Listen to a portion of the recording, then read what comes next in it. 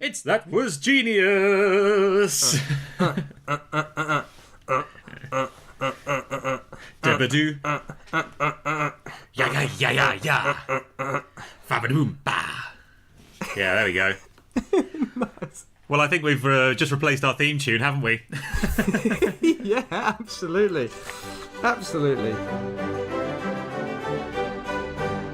Hello and welcome to That Was Genius. Sorry about our intro. If it hasn't put you off already, welcome to the podcast. Every week, me, myself, Sam, and my friend Tom talk to each other from different sides of the world about an incredible history story we've discovered over the week. There's a topic to each week, but everything else that happens is a mystery and completely spontaneous, so there's lots of swearing, lots of laughter, and a good time is had by all. If you enjoy this podcast, please do subscribe to us on your favourite podcasting app, and maybe leave us a review. It all makes a huge difference. Anyway, on with the show. I might be sniffing a lot with this podcast. Can you hear me sniffing and snuffling? I can occasionally hear you sniffing and snuffling. Do you want to give your sob story to the audience so that I don't have to edit it all out? I've just been a bit sick this week, audience. I do apologise. I've spent the day looking after my family like a heroic father and husband, but I don't like drawing attention to that. No. But I have, all day hoovered, cleaned the kitchen, made dinner.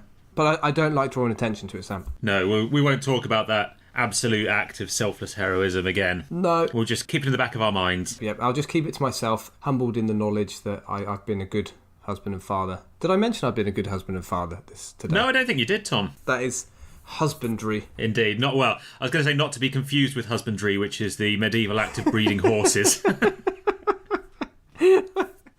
Just to bring it back in a roundabout way to history.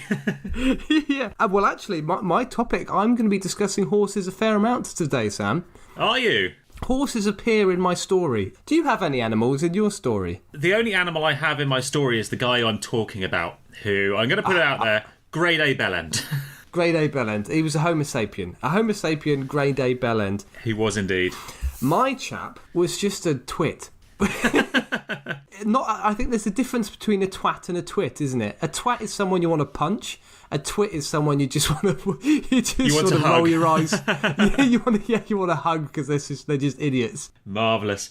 Well, I think to set the scene, we should probably tell the audience what this week's topic is, shouldn't we? Hit me, because it was a French term, wasn't it? It was. The topic this week is Perfidious Albion, which translates as Perfidious England or Perfidious Britain, which subtranslates as British dick-headedness. Traditionally, this phrase is used to put down British diplomacy. It's a phrase that means essentially the British can't be trusted. The British are nefarious, the British are bastards. But I think we're going to extend it this week possibly to talk about individuals as well as the British government and the British Empire. Yes, I've kind of bent the rules a bit. I do apologise because I've just gone for the story of an English twit. It wasn't really involved in foreign affairs, and I did think that I should have probably done something a bit more foreign affairs related. But he did spend some time in Calais. There you go. So... And because he's a twit, it's just because he was lost. Yeah. Or, as we will find out, worse. Yeah, so I kind of did bend the rules a little bit, but he's still an English twat, twit, twonk, plonker. Excellent. And I think this is nice, Sam, isn't it? Because it shows people that we're willing to take the piss out of anyone. We've done lots of silly French accents. We've generalised Australians are racist. We've done some really bad German cross-dressers. But we're very happy to take the piss out of the English as well. We are indeed. Well, I have to say that the guy that I've chosen today to be my perfidious Englishman is in fact a Greek. So I've bent the rules slightly as well. And it's not, surprisingly, Prince Philip. No, yeah. Talking of Greek English people notorious for their poor diplomacy. Yeah. Excellent. Right, so shall we flip something? Yes.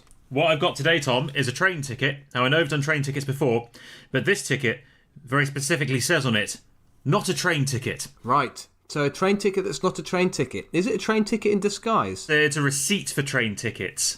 And in the UK, because we're mad efficient, we print our receipts for train tickets on train tickets. So it's a train ticket that says, not a train ticket, not valid for travel. And what's on the other side of said not train ticket?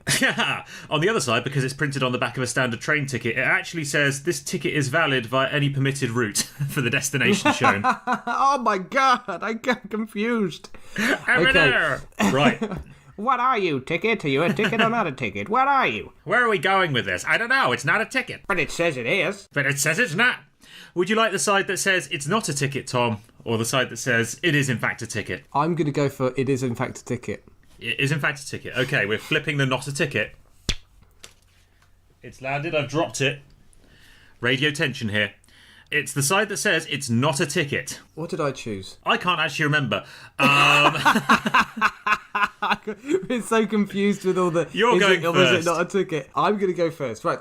The chap I'm going to speak about is John Mad Jack Mitten. Good name, huh? That's a great name. It's a promising start. He does sound like a twit. He's already starting to sound like a twit. And this portrayal of John Mad Jack Mitten is only going to get more twitty as we go on to Excellent. Just describe his life. I like to tell people what source I've been using for my information. I've been reading English Eccentrics and Eccentricities by John Timms, first published in 1866. That sounds like a great book. It's also a book from the golden age of British eccentricity. He was writing that in 1886. He had no idea what was to come. A great age of eccentricity, and also a great age of ignorance of medical conditions. And clearly a time when political correctness was not a term used by anyone. So I'll give you some examples of topics, I guess they'd be called chapter headings in this book. So there are about 100 headings for various very short chapters discussing various English eccentrics and sort of eccentric behaviour. Just giving you some examples of these short chapters will just highlight how politically incorrect nowadays this book would be. So let's start with the chapter named The Woman-Hating Cavendish. And I'm just going to read out a paragraph here. So this chap Cavendish, he was an excellent mathematician, electrician, astronomer and geologist, and as alchemist shot far ahead of his contemporaries. But he was a sort of methodical recluse, and an enormous fortune left him by his uncle did little to change his habits. His shyness and aversion to society bordered on disease. A chap that couldn't make any eye contact with anyone, and in all his habits he was punctiliously regular. Punctiliously? Oh God, that's a word to pronounce. Basically, what we're describing here is an autistic. So you read this paragraph, and the woman-hating Cavendish is actually just a really intelligent guy who's autistic. It doesn't take a medical expert to read between the lines to realise that's what's being described. He's an English eccentric, Tom. Point and laugh at the autistic child. So it's not the most savoury topic, I don't think, looking back at it. There's another chapter called Fat Folks, Lambert and Bright. And again, taking the piss out of people because they're fat. Yeah, a bit of an old school way of making humour. Incidentally, this chap Lambert was 52 stone at his death. That's 330 kilos. Bloody hell.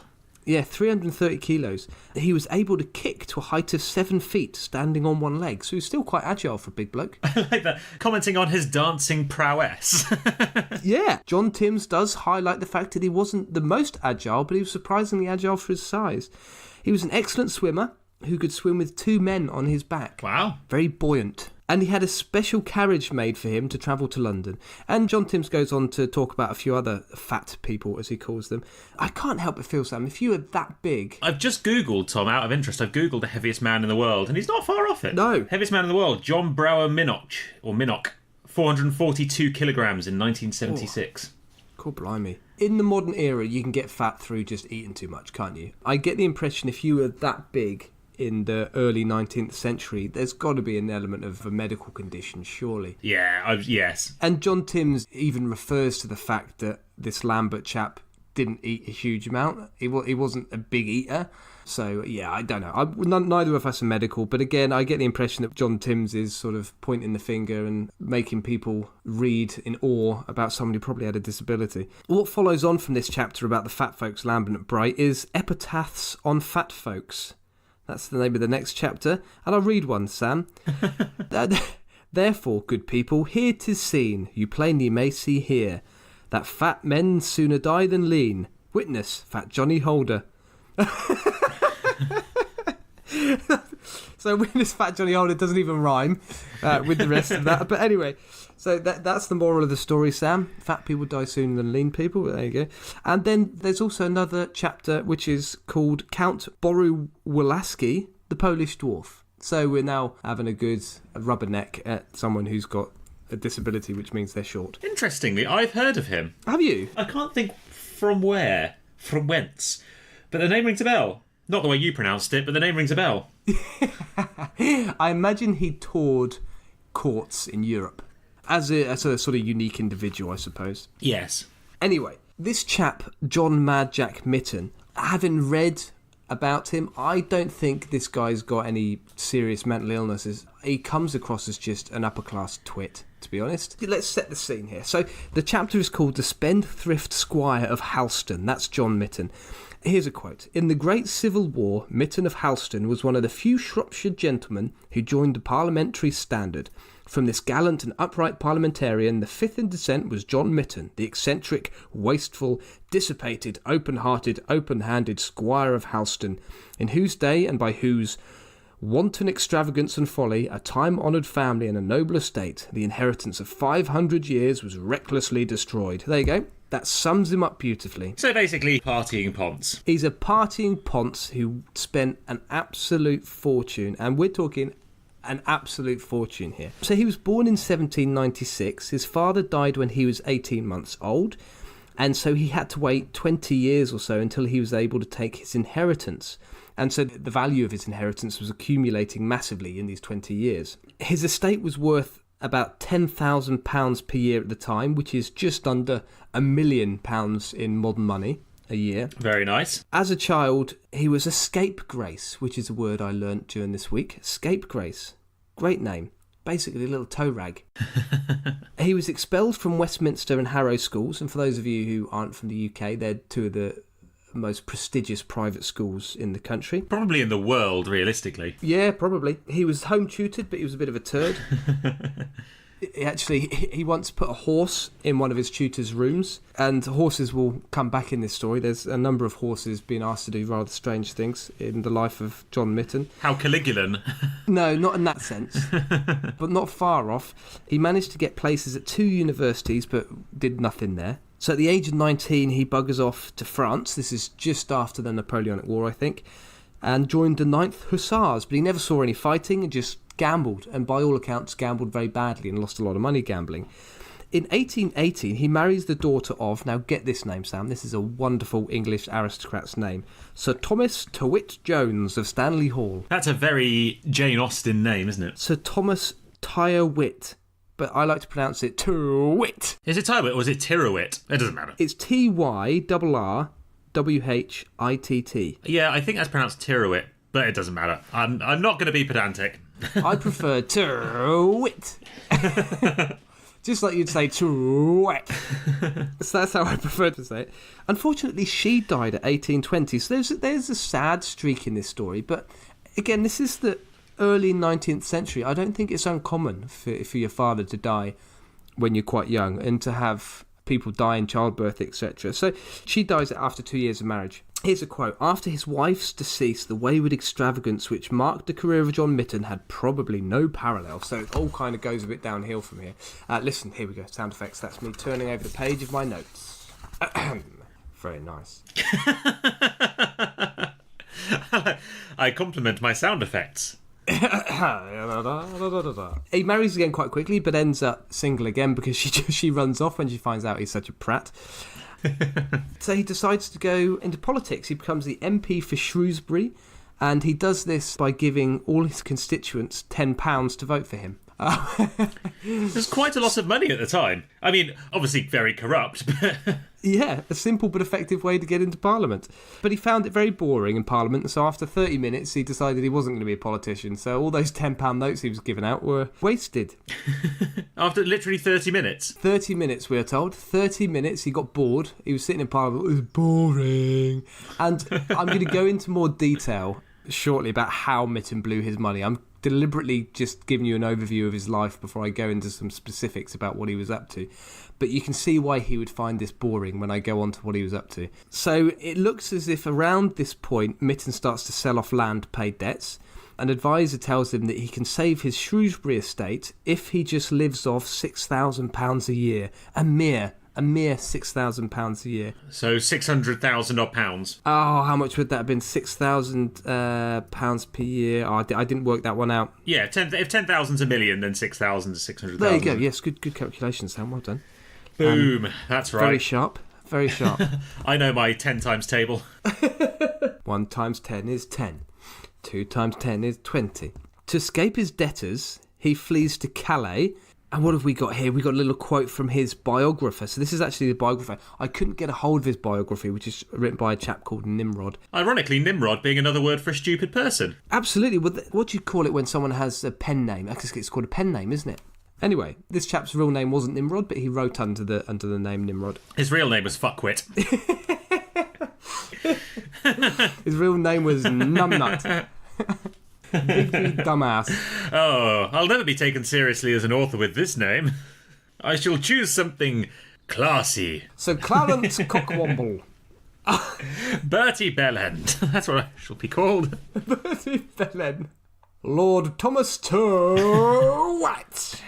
That's what that'll be called. Isn't that Danny Dyer's aristocratic name? Twat. That's when Danny Dyer writes children's books. It's Sir Thomas Twat. Danny Dyer is Prime Minister, Twat the Younger. And Twat his dad as well. Twat everyone. Anyone comes near me with bad attitude gets twatted. Here's a quote from the biographer. But what did I see before me? The active, vigorous, well-shapen John Mitten, whom I had left some years back in Shropshire? Oh no, compared with him, 'twas the reed shaken by the wind. There stood before me a round-shouldered, decrepit, tottering old young man, if I may be allowed such a term, and so bloated by drink. But there was a worse sight than this. There was a mind as well as a body in ruins. The one had partaken of the injury done to the other, and it was at once apparent that the whole was a wreck. In fact, he was a melancholy spectacle of a fallen man. He's basically in prison here in Calais. So to escape his debtors, he goes to Calais.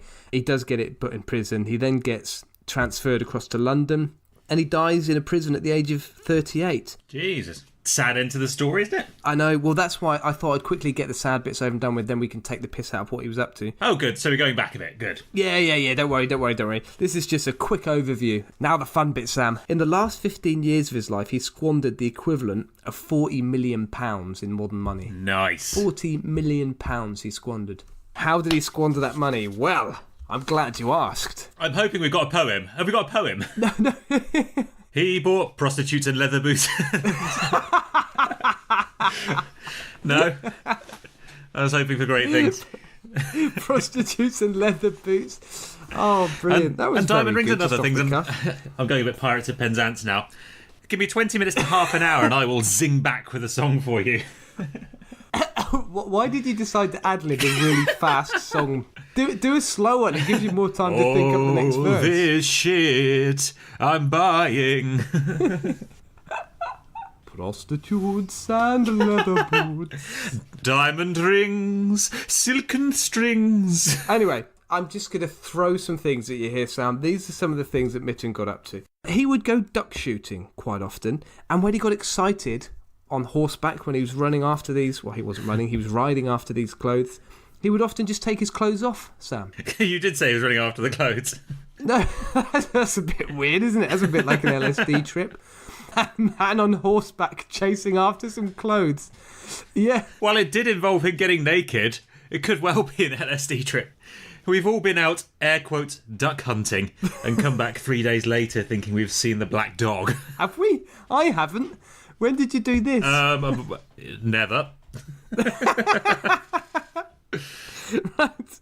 So Mitten would often go duck shooting, and he often got so excited when he was on the hunt that he would take off all his clothes and just chase after them in the nude. So he'd be on horseback, riding along, knackers swinging left and right, happy as Larry, even in really cold weather. So he would do that in all sorts of weather. He would just go naked duck hunting. Wonderful. Although not the most expensive hobby. No, that one isn't. Don't you worry. We'll get to the extravagant money spending idiocies shortly. Carry on with his idiocy, his normal idiocy. He once invited a doctor and a clergyman around, and this isn't a bad... I know this sounds like it's a joke. It does sound very much like they're about to walk into a pub. A doctor, a clergyman and an Irishman walk into a bar. He once invited a doctor and a clergyman around, and in the evening when they left by carriage, He decides, you know what would be really funny? I'm going to dress up as a highwayman, I'm going to ride out, and I'm going to pretend to hold them hostage. So he runs after the carriage in the dark, stops the carriage. Completely naked. I'm not sure if he was completely naked on this occasion. It did say he dresses up as a highwayman. Unless highwaymen were notoriously naked. They were. They were. The Naked Highwayman is a... It's a strip show. It's a review show that currently tours Wigan. Oh dear, yes. We've all got to pay our bills, Sam. I'm not judging you. Yeah. Sam, the Naked Highwayman. I was going to say it sounded like a Gilbert and Sullivan musical, but... Naked Highwayman. Sing us one of their numbers. No, I can't, because it's another fast-paced song, isn't it? This is what I've got them in my head. I am the very model of a modern naked highwayman. I've got a pistol and a penis, and Sam, an anus, and You've got a whole day ahead of you. Plan one, work it out, sing it online, and then just edit it in. And nobody will know the difference. I can't think of a more productive way to spend a day. And so he then fires a blank shot at the clergyman and the doctor and says, "Stand or deliver," thinking it is hilarious. I'm not convinced the doctor and the clergyman found it funny. I think that's pretty good. Do you think it's good? As a jape, to rob your friends. Yeah. It's hilarious. Yeah, pretend they're going to be shot. And he actually did shoot at them with a blank cartridge. So just pretend you're going to shoot someone. Hilarious. Hilarious. So not only was he involved in naked highwayman jests, on another occasion, he tries to jump a toll gate as a bet with a horse and a carriage. There are pictures of this online. They're not, obviously contemporary pictures. They're artistic interpretations. They're live engravings, live woodcuts from the scene. Yeah. And there doesn't even seem to be a ramp involved. I think John Mitten was assuming that when the horse attempted to jump, the carriage would somehow jump over as well. Physics, bitches. Yeah, unsurprisingly, this fails. So, yeah, that ends in a few bruises. What's this? Oh, here we go. He once entered his drawing room to entertain some guests in full hunting gear, riding a bear. The bear actually bites him in the calf when John Mitten tries to sort of use his stirrups to speed him up like he were a horse. And later on in the evening, the bear attacks one of his servants. So, fun had by all. He's starting to sound very much like one of these Arab princes from Saudi Arabia. Yeah. Very much that. Just a spoilt brat. What do they call it? In Australia, they call them trust children, I think. Trust fund kids, yeah. Trust fund kids, yeah. He's just a spoilt brat. Wasting money doing whatever the fuck he likes. And you see what I'm saying here? He doesn't sound like he's actually got a disability. He just sounds like he's a knob. There's nothing in this that makes me suggest he's anything other than an irresponsible knob. On another occasion, a friend wakes up from a drinking session with 2 bulldogs and a bear staring at him in his bedroom. Oh, we've all woken up after a night out with that on. Oh dear. Regrettable life decision. God almighty. On one of the few occasions when he actually won any money gambling, because he was a big gambler, he was journeying home counting his winnings with a carriage window open, and all the money blows out into the air. So that's a good example of him not really giving a monkeys. A good carriage to follow around if you're a beggar. Absolutely. Talking of beggars, he was once out walking around his estate and he spots a beggar. And he thinks, oh, there's another funny joke. So he swaps clothes with him and returns to his house dressed as a beggar and then gets in a fight with some of his servants when they try and remove him from the property. So this guy clearly has nothing better to do with his time than fuck around. He is just a chronic fuck-arounder. He once fought for 20 rounds with a local miner in a bare-knuckle fight because the miner had slightly disturbed a hunt he was on. By all accounts, the fight ended when the miner just was too exhausted to carry on. I suspect that the miner was probably kicking the shit out of John Mitten, but he was too fucking stupid to know when to give up. He's just taking an absolute hiding, but he's like, come on, you bloody miner, bring it on. I ain't finished yet. I doubt that, Tom. You know miners. They're pretty fluffy people. Yeah, notoriously snowflakey. Weak and, yes, absolutely. Yeah, flimsy. They pretend. How many people have actually been down a mine? You know, they go down the entrance to the mine and you think they're going for a long day's work in horrible, dark conditions. No, there's just a health spa down there. Absolutely. Lots of Reiki. Here's another one. One evening he was beset by hiccups. I like that word, beset. And so he set alight to his cotton shirt to frighten the hiccups away. Perfectly logical.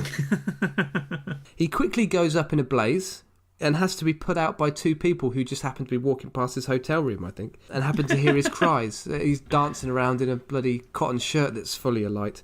By all accounts, it worked, though. So, hey, let's not be too critical. Top tip.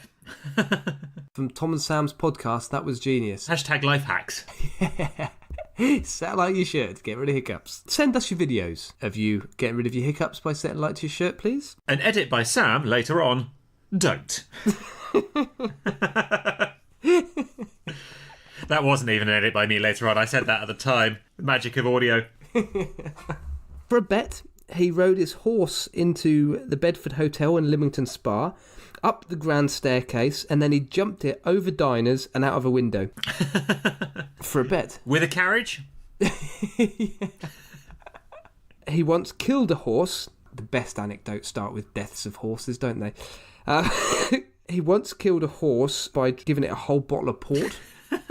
Oh, come on, horses are pretty big. I can drink a bottle of port if someone puts it in front of me and leaves for a while. Sam, a bottle of port is not going to floor a horse. Sammy Big Port. I'm not a drinker, Sam, I don't know.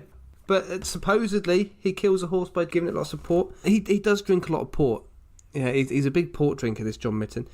His favourite horse was actually allowed to roam freely around Houston Hall, so he would often snuggle up with it in front of the fire. Now, you've worked with horses, Sam. Would you want to have a horse in your house? I wouldn't. However, there are a few instances in the UK and I think elsewhere of people who have guide or service horses. People who, for usually religious reasons or sometimes allergies, can't have a dog, so they have a Shetland pony that can do most of the things a guide dog does, and they do live in the house. Well, I never. That is an incredibly interesting fact. Yeah, there you go. I heard another interesting fact today that I thought was incredibly interesting. Go on, hit me with it. I was training someone from Norway, and she was telling me that her grandfather once made her a boat, a small boat to play with in Norway. Rather than just getting wood and bending it using hot water or heat, what he would do is he would go down to the banks of fjords or rivers or wherever and find trees that had grown naturally in a bend. And that's how he would get wood that would bend nicely into the shape of a boat. And I thought that was fantastically interesting. Maybe something I found more interesting than other people. Horses. He had 2,000 dogs, and his favourite was fed on steak and champagne. 2,000 dogs? Absolutely, 2,000 dogs, and he fed his favourites on steak and champagne. They are going to have appalling wind. Some of his dogs he actually bred for fighting. He was often seen by visitors fighting the dogs himself. That was a really good snort, Sam. Almost nothing angers me more than dog fighting. I'm quite a dog person. And that immediately made me lose what very little respect I had for this guy. But then if he's fighting them himself, that's turned back to pity. I'm not entirely sure he wasn't mentally ill. There are actually pictures that are in the biography by this Nimrod chap that show him just biting dogs. Just gnawing a fighting dog. So there you have it. There are some examples of Mad Jack Mitten and what he got up to. And you can see now how he squandered so much money by just being a complete lunatic. He does just sound like a very bored man who doesn't have any direction in his life. And I know that makes me sound incredibly old.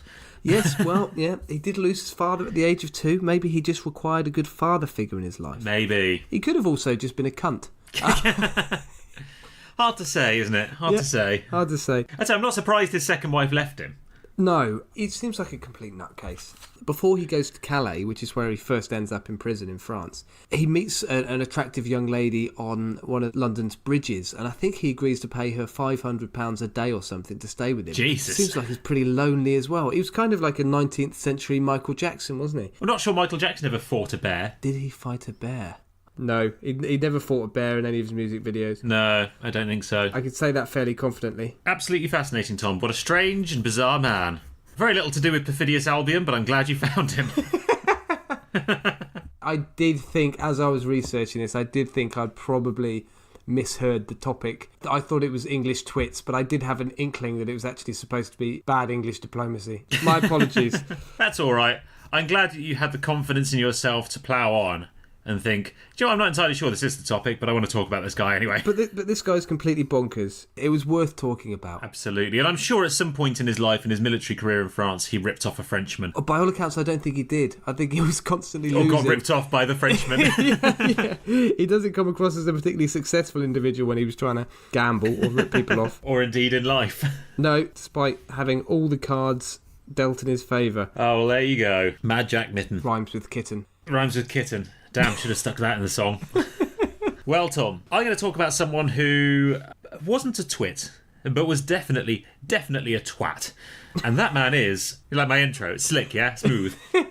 Very slick. The guy that I'm going to talk about today is Basil Zaharoff, who was known to his friends as ZedZed. ZedZed. I want to give an honourable mention, actually, Tom, before I start this, to a guy called William Melville, who was Queen Victoria's spy master and was so loyal to her that he nearly blew her up in a plot to arrest Irish Fenian dissidents.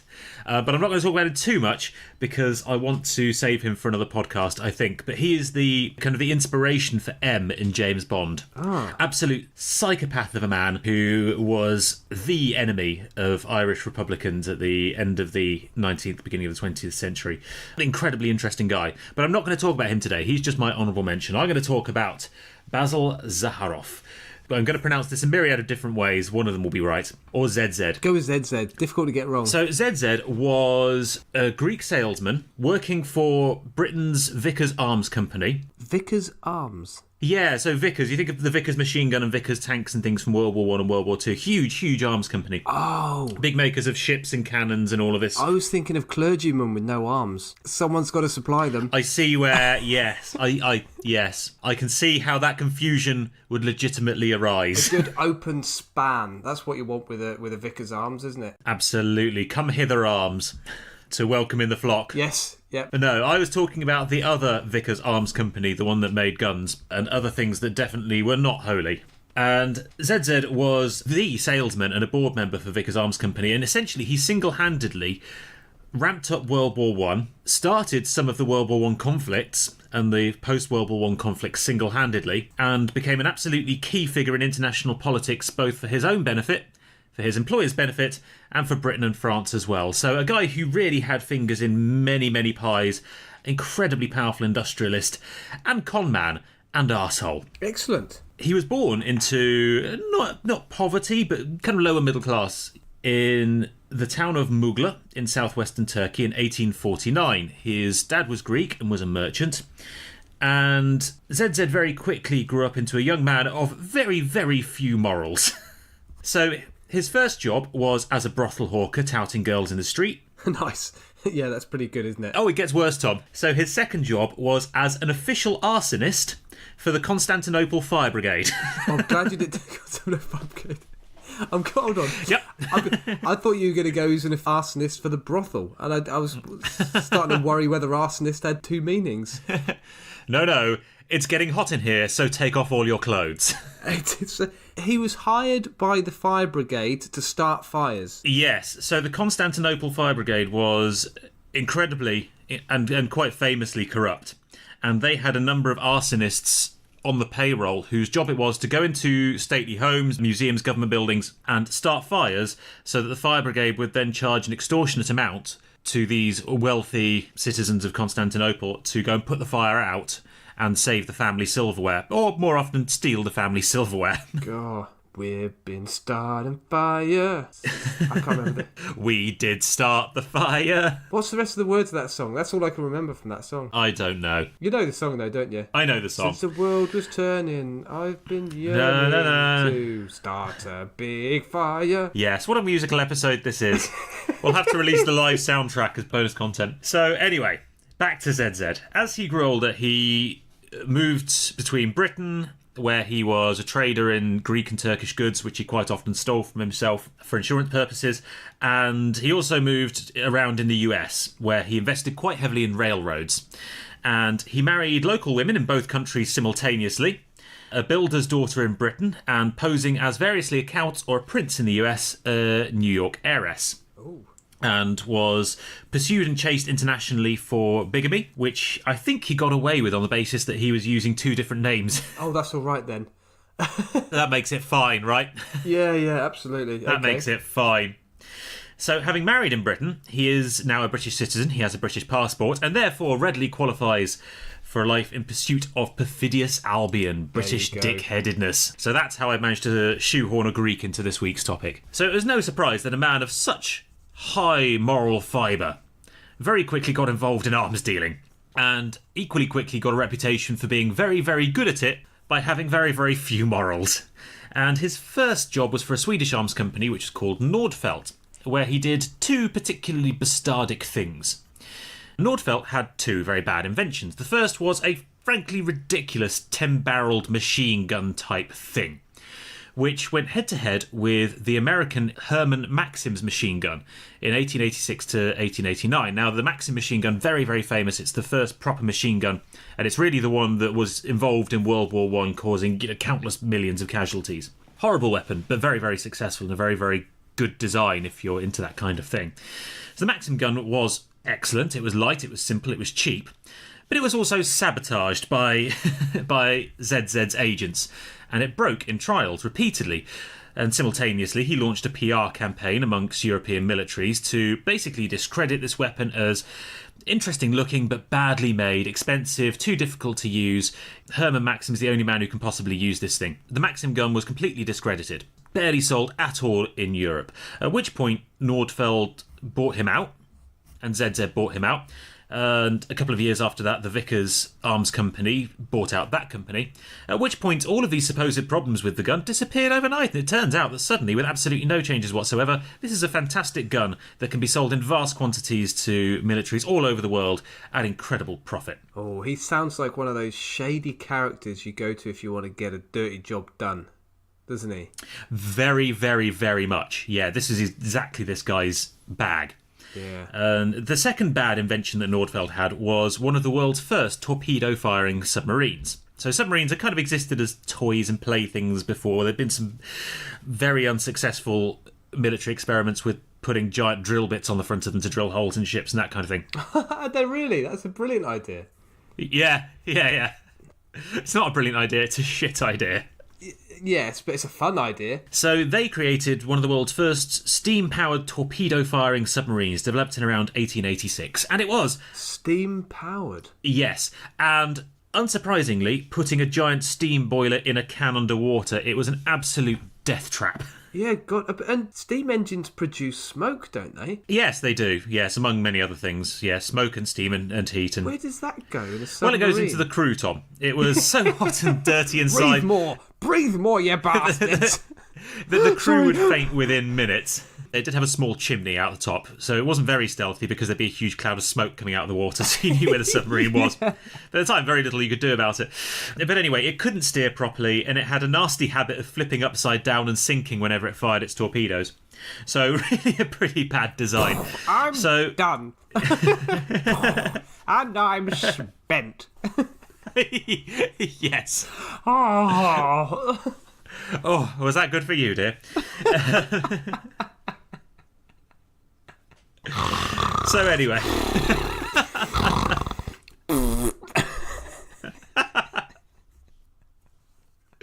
More or less. The naval equivalent of... So anyway, what did ZedZed do about this wonder weapon of absolute death and destruction to the people who happen to be crewing it? Well, he told the Greeks that the Ottomans had bought one, so that they needed to buy one.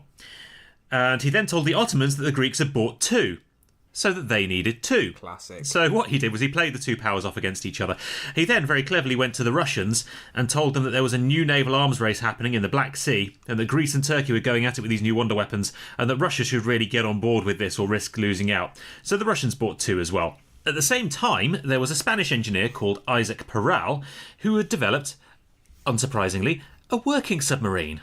Which was electric powered and so didn't have all the fumes and could steer and didn't flip over and kill everyone on board whenever it fired its gun, and was generally, a much more successful development of the idea. Now, ZedZed immediately intercepted the design from the Spanish naval headquarters where he had spies, and when Peral refused to sell him the design, he set about sabotaging both the submarine and Peral, the designer, personally. Oh, what a bastard. Yeah, so 4 separate sabotages were uncovered and overcome by Peral because he knew from the Maxim debacle what ZedZed was like to an extent. And so instead, Basil ZedZed bought a Spanish arms company and newspaper, started shagging around the local heiresses to get their ears amongst the Spanish political elite, and used his position of power and the fact that he now had a rival arms company to launch a huge PR campaign against Peral and the submarine, forcing the Spanish government to completely drop the programme. Just to seal the dickish move, his arms company, which he bought in Spain, then cut every corner it possibly could and sold faulty, useless weapons to the Spanish government before lobbying for Vickers to be given sole rights to build the entire Spanish navy. Why not just use mechanics, Sam? Why choose clergymen? Bonkers.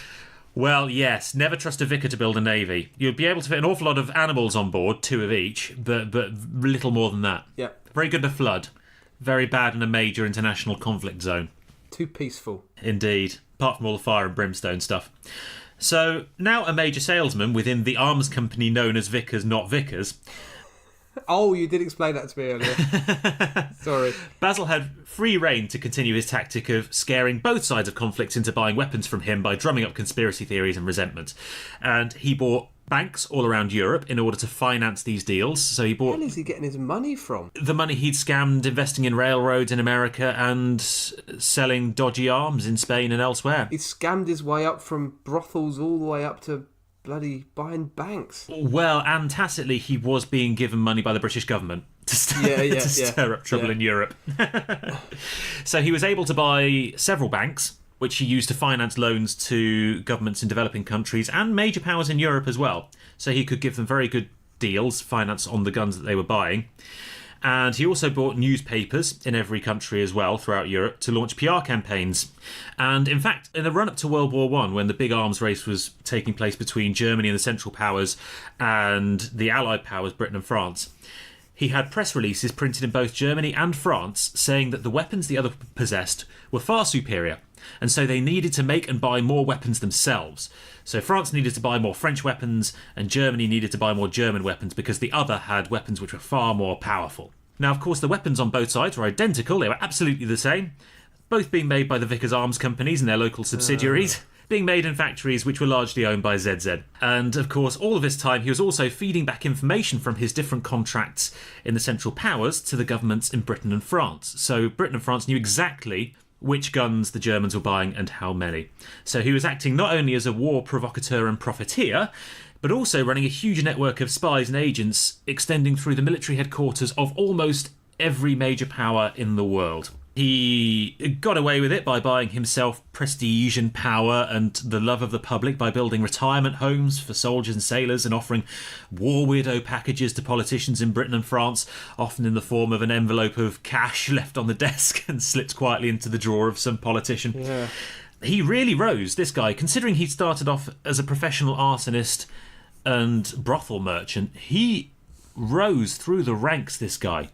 So it got to the stage where he was so trusted that he was ferrying secret messages between King George V, who absolutely hated him but did trust him, Prime Minister Lloyd George, and Clemenceau, the French Prime Minister. It's rumoured that his agents knew so much about the Central Powers' plans in World War I that he was actually personally consulted before any major Allied World War I attack. That is just how deep in the conspiracy theories and in the kind of the secret world under government, if you want to believe such a thing existed, this guy was it. He really, really was. You've got the Sherlock Holmes film with Robert Downey Jr. a few years ago, I think it was the sequel, where they break into this German arms factory and they've got all of these huge guns piled up there. It's all part of a giant conspiracy to set off a world war. That was what this guy was doing. Yeah. Absolutely what this guy was doing in the run-up to and during World War I. And probably his most audacious act of perfidious Britishness was to single-handedly turn Greece to the Allied side in World War I and against the Ottomans and the Austro-Hungarian Empire, which was no mean feat given that the King of Greece, King Constantine, was the brother-in-law of Kaiser Wilhelm. And Greece, geographically, of course, slap bang in the middle between the Ottoman Empire and the Austro-Hungarian Empire. So absolutely no reason whatsoever that Greece would ever commit the suicidal act of siding with the Allies. Except, of course, ZedZed bought up a load of Greek newspapers and launched a disinformation campaign against the Greek government, which caused it to collapse, and a new Western-friendly Allied government was brought in. Ooh. And he actually managed to completely flip the Greek government in, I think it was 1917. Incredible ballsiness on this guy. He even tried to buy the Ottomans out of World War I completely, travelling to Switzerland with £10 million in cash on behalf of Lloyd George, but was intercepted at the Swiss border and refused entry. In fact, he was strip searched. The Swiss were absolutely furious at what he'd been up to and knew what he was doing, so they publicly humiliated the guy by strip searching him and leaving him out in the freezing cold for, I think, 2 hours. Bloody good show. Yeah. ZedZed Zaharoff continued to act as Britain's agent in Greece following World War I.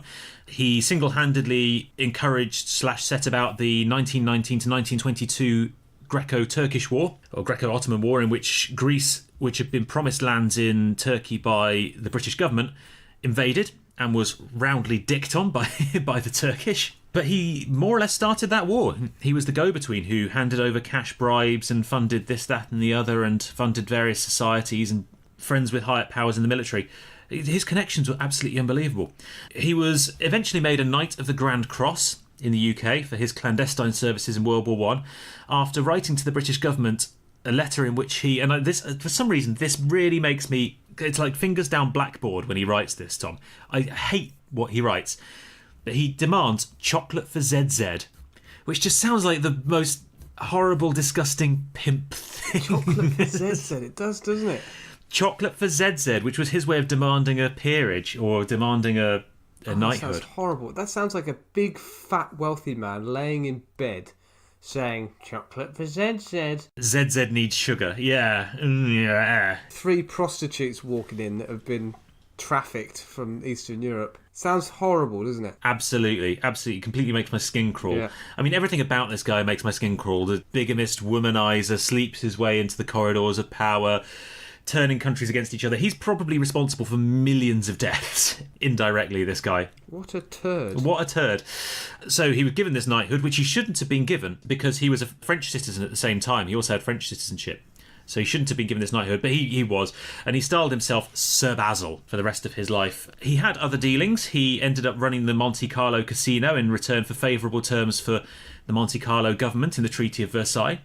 Later in his life, invested in oil and aviation and donated huge amounts of money to various universities and military research centres and this, that and the other. He amassed an estimated fortune of well over £1 billion in his life. And bear in mind, this was 120 years ago. Huge amount of money. By the time he died, he only had £1 million to give away in his will. And it's not sure whether he squirreled the cash away somewhere, whether he hid it, whether he just gave it all away. But he died comparatively poor, but still very wealthy. Hugely wealthy in his lifetime, though. And he eventually died in 1936 at the age of 87. And that is the story of ZedZed, or Basil Zaharoff, or Lord Basil. What an absolute grade A bellend. Yeah. And your lack of interruptions during this story, Tom, make me think that you're just as in awe of how much of a shit he is as I am. No, it just sounds like an absolute turd. Are there a lot of conspiracy theorists discussing this? So there is, unsurprisingly, a lot of conspiracy theory surrounding him. He wrote a diary for 56 years of his life, and the manuscript was stolen by one of his servants, and when it was recovered by the police, he immediately burnt it, so it was never released. So most of the stories from his life have been lost.